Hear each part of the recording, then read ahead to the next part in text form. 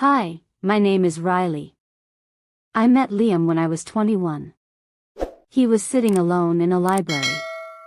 He had kind eyes and a gentle smile. He was reading a book about the stars. I asked him, "Do you believe we all have a star?" He smiled and said, "Maybe. But I think you're my star." That was the beginning. Liam was funny. He made me laugh every day. He brought me coffee in the morning and warm hugs at night. We walked in the park, held hands in the rain, and shared quiet moments on the couch. We didn't need many words. Our love was in the silence too. We got married 2 years later. A simple wedding. Just family, a few friends, and soft music. I wore a light blue dress. He said I looked like the sky. After marriage, we moved into a small apartment near the river. It was old, but full of charm. We painted the walls together, light green for the bedroom, soft yellow for the kitchen. Every corner of that apartment had our laughter. We cooked meals side by side, sometimes dancing in the kitchen to our favorite songs. On weekends, we would sit on the balcony with tea and talk for hours. Liam loved music. He played the guitar and sang to me in the evenings. I always told him he had the voice of peace. I started writing songs with him. We even recorded a few on his phone. I still have them.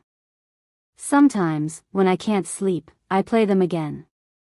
1 year after our wedding, Liam started feeling tired. He said his chest hurt sometimes. I told him to see a doctor. We thought it was stress. We hoped it was nothing. But the doctor said something else. Liam had a heart condition. A serious one. His heart was weak. The doctor said it would get worse. I was scared. Liam held my hand. He said, "We will face it together." We changed our life. Healthier food, daily walks, medicine every day. Some days he was strong. Some days he needed to rest. But we still smiled. We still danced in the kitchen, slowly, with soft music. He made jokes about his pills. He called them his power beans. I laughed even when I wanted to cry.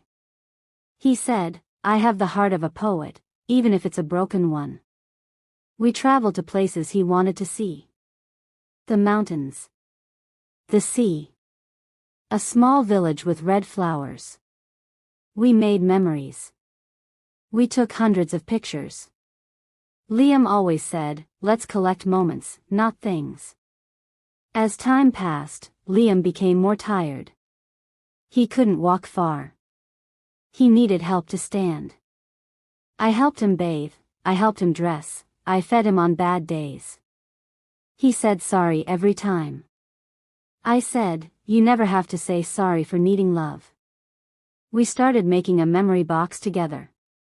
Inside it, we put letters, pictures, ticket stubs, little notes we had written for each other over the years.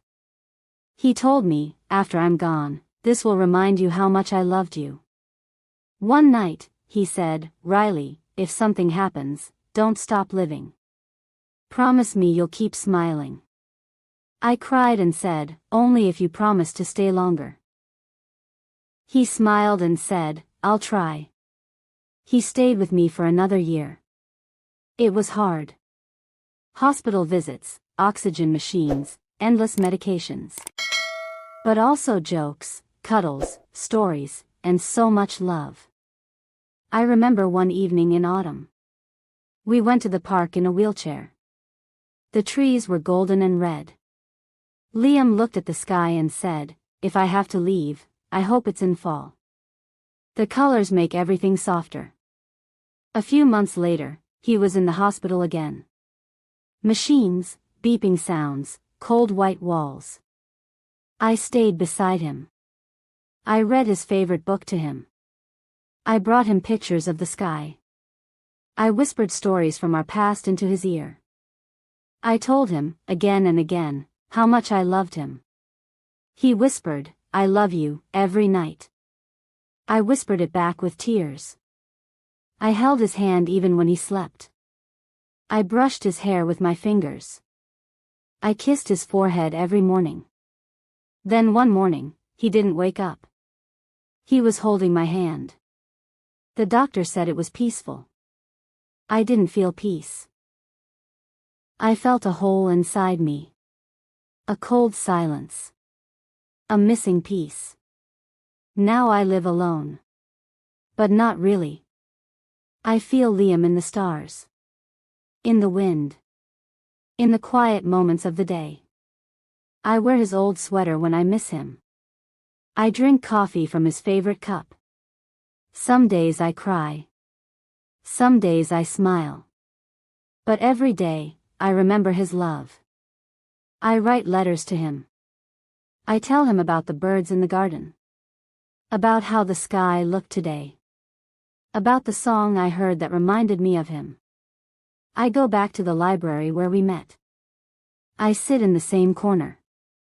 Sometimes, I see young couples smile at each other, just like we did. I smile too. I still play his songs. I sing along. I keep his guitar clean and safe.